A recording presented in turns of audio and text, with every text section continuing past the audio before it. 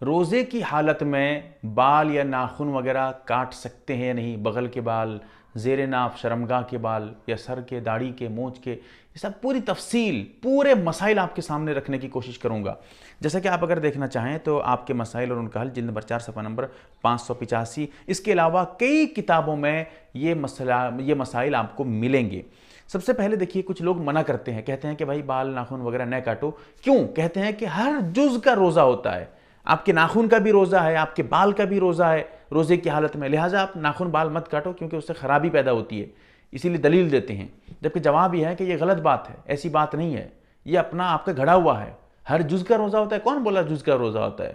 پیشاب پیخانہ کیوں کرتے ہو؟ پیشاب مت جاؤ، کیونکہ آپ کے پیٹ میں ہے، وہ بھی تو آپ کے جسم کا حصہ ہے، پیخانہ کرنے مت جاؤ۔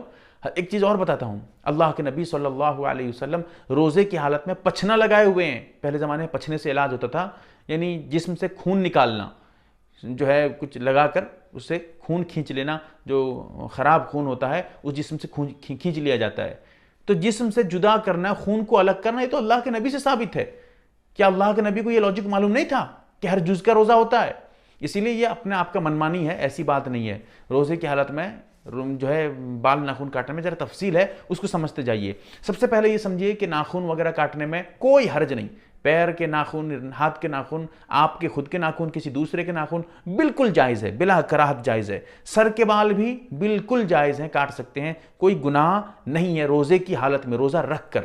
اسی طرح داڑھی کی میں ذرا تفصیل، داڑھی اگر ایک مشت کہتے ہیں، ہاتھ میں ایسے لے لیں گے، ادھر سے اور ادھر سے ایسے پکڑ لیں گے، جب ایک مٹھی سے زیادہ ہو جائے تو آپ کے لیے کاٹنا جائز ہے۔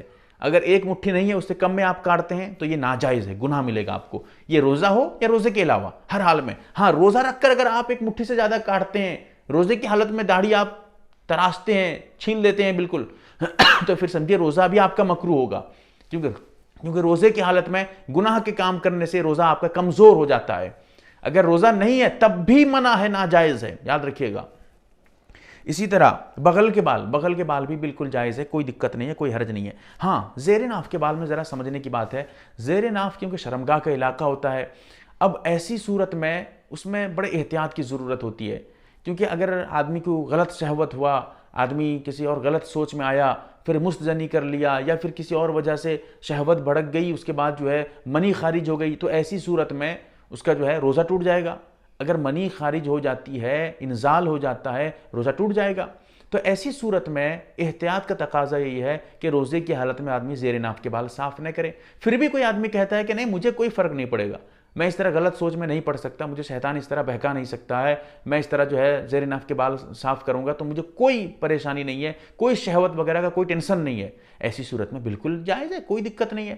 لیکن اگر کسی کو خطرہ ہے، کوئی آدمی ڈرتا ہے کیونکہ روزے کی حالت میں مستزنی کر لیا، صرف مستزنی کرنے سے، ہاتھ سے جو ہے منی خارج کرنے سے، صرف مستزنی کیا لیکن منی خارج نہیں ہوئی تھی تو روزہ نہیں ٹوٹا ہے، لیکن اگر منی خارج ہو گئی تو روزہ ٹوٹ جائے گا۔ اسی طرح اگر جو ہے زیر ناف کے بال صاف کرتے کرتے اب جو ہے شرمگاہ جو ہے شہوت سے بھڑک جاتی ہے، اس کے بعد منی خارج ہو جاتی ہے، روزہ ٹوٹ جائے گا۔ اسی لیے جو ہے اس میں احتیاط کی ضرورت ہے۔ پھر بھی میں نے صاف طور پہ آپ کو کلیئر یہ مسئلہ جو ہے حیا کے خلاف ہونے کے بعد بھی بتانے کی کوشش کی ہے، تاکہ یہ مسئلہ جانے رہیے، اور بہت ضروری مسائل بھی تھے۔ اللہ